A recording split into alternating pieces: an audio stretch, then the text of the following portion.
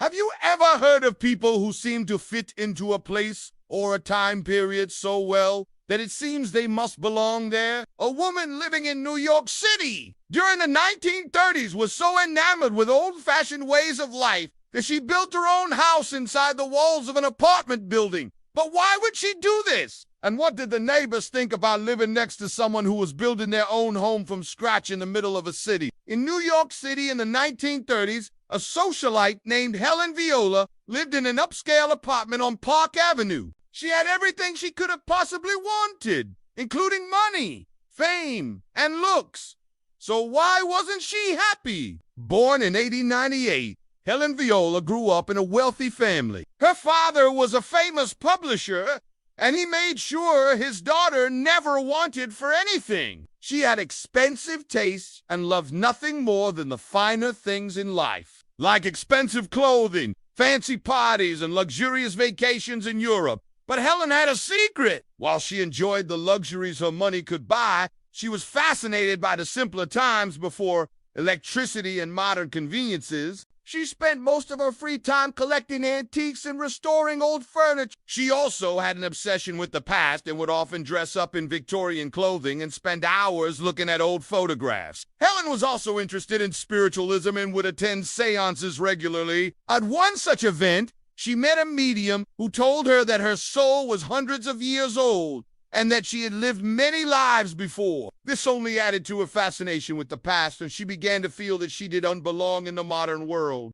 As Helen got older, her fascination with the past only grew. She became increasingly convinced that she was a Victorian woman trapped in a modern body and began to plan her escape. She started small, decorating her apartment in the style of the Victorian era. She then began to spend more and more time in her apartment, shunning parties and social events in favor of her collection. As the years went on, Helen became increasingly reclusive and her apartment became a shrine to her obsession. Then, in the late 1920s, something happened that changed everything. Helen was browsing an antique store when she came across a book called The Philosophy of Spiritualism. The book was written by a man named Andrew Jackson Davis, who was a popular spiritualist lecturer in the mid-19th century. Helen was captivated by the book and began to read it cover to cover. She soon realized that Davis's ideas were very similar to her own, and that he was essentially saying the same things that the medium had told her at the seance. Helen became convinced that she was meant to be a spiritualist and that she could communicate with the dead. She began holding seances in her apartment and inviting friends to participate. But not everyone was as skeptical as Helen.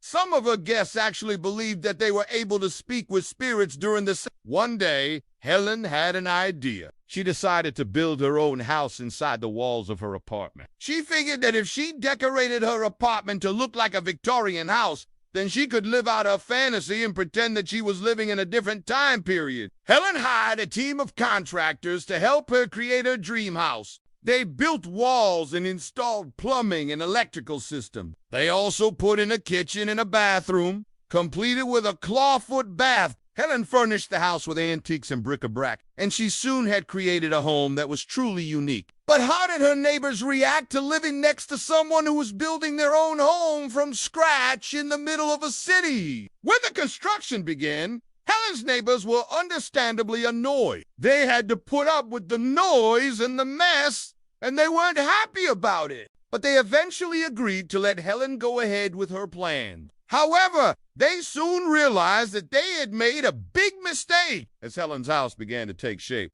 the walls and floors started to sag. The plumbing system leaked and flooded the apartment below Helen. The neighbors complained to the building manager, but he didn't do anything about it. He knew that Helen was a wealthy woman and he didn't want to upset her. The neighbors were furious. They couldn't believe that they were being forced to live in a building that was slowly falling apart. They considered moving out, but they couldn't afford to rent an apartment anywhere else in the city. Helen continued to ignore her neighbors' complaints. She was so focused on creating her dream house that she didn't care what anyone else thought of her. As the years went on, the condition of the building continued to deteriorate. The windows and doors wouldn't close properly, and the walls were covered in cracks. The neighbors were fed up and they decided to take action. They hired their own lawyer and sued Helen for damages. Helen was finally forced to make some changes. She had to repair the damage she had caused to the building, and she also had to pay her neighbors for their suffering.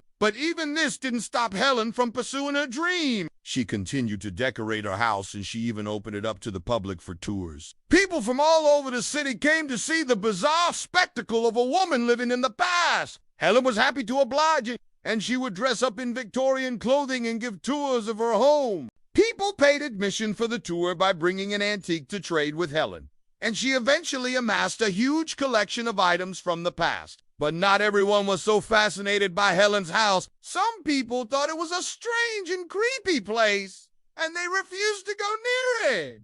Helen didn't mind. She was happy to have her own little world where she could escape from the modern world. But eventually, the city decided to step in and put an end to Helen's little world. In the early 1970s, the city condemned the building and ordered Helen to vacate the premises. She refused, but she was eventually evicted and forced to move out. When the city came to clear out Helen's apartment, they found that she had left behind a huge amount of stuff. There were antiques, bric-a-brac furniture, paintings, books, and documents. It was like stepping back in time 100 years. The city sold most of Helen's stuff in an auction, but some of it is still around today. You can find pieces of Helen's collection in antique stores and private collections all over the country. Some people believe that Helen's house is haunted and that her spirit still lives in the walls of the building. Others say that Helen's story is just a cautionary tale of what happens when you let your obsession get the better of you.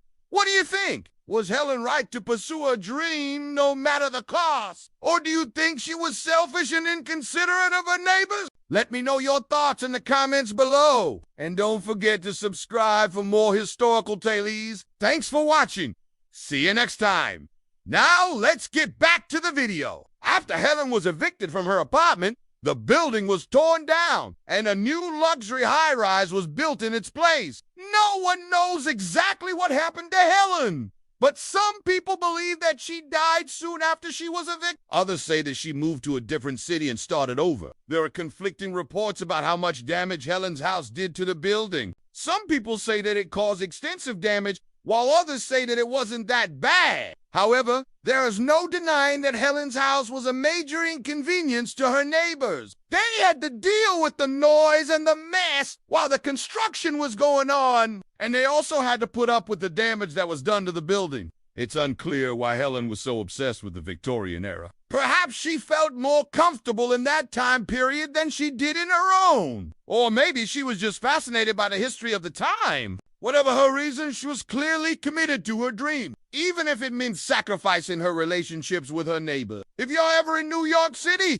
be sure to check out the luxury high-rise that now stands in place of Helen's apartment building. Who knows? Maybe you'll catch a glimpse of Helen's ghost as you walk by. Now it's time to hear from you.